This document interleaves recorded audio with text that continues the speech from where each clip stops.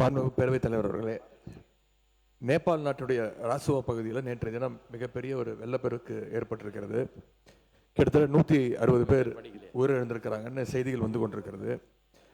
அங்கே 750 பேரை காணவில்லை என்றும் செய்திகள் வருகிறது. சுற்றுலா சென்ற கிட்டத்தட்ட 110 இந்தியர்கள் அங்கே இந்த பேரிடரில் சிக்கியிருக்கிறாங்க.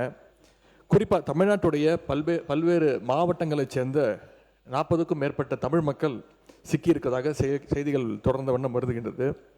நேபாள் சென்ற குடும்ப உறுப்பினர்களை தொடர்பு கொள்ள முடியலன்னு இங்கே இருக்கக்கூடிய அவங்களுடைய குடும்பத்தினர் மிகுந்த பதட்டத்திலையும் அச்சத்திலையும் இருக்கிறாங்க.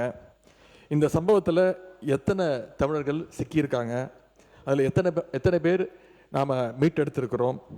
தமிழ்நாடு அரசு சார்பாக நேற்று ஒரு உதவி எண், அவசர உதவி எண், ஹெல்ப்லைன் நம்பரும் நீங்கள் கொடுத்துருக்கிறீங்க.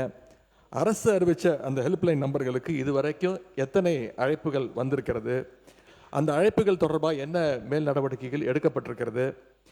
இந்த நிலைமையில் தமிழர்களை பத்திரமா மீட்டுட்டு வர்றதுக்கு தமிழக அரசு சார்பாக ஒரு சிறப்பு அதிகாரியை, ஒரு ஸ்பெஷல் ஆஃபீஸரை இந்த அரசு நியமிச்சிருக்கிறதா, அவங்க நேபாள் போகிறதுக்கான திட்டங்கள் எதுவும் இருக்கிறதா, மேலும் இந்த பெருவெள்ளத்தில் சென்னை நீதிமன்ற ஓய்வு பெற்ற நீதிபதி திரு சிவஞானம் அவர்கள் பாதிக்கப்பட்டிருக்கார் என்ற செய்திகள் வந்துகிட்டு இருக்கிறது. எங்களுடைய நாடாளுமன்ற உறுப்பினர் திரு தயாநிதி மாறன் அவர்கள் எங்களுடைய தலைவருடைய அறிவுறுத்தலின்படி உடனடியாக இந்த தகவலை விரிவான ஒரு கடிதம் மூலமாக ஒன்றிய வெளியுறவுத்துறை அமைச்சர் அவர்கிட்ட நேற்று மாலை கொண்டு போய் நேரில் கொடுத்திருக்கிறார்.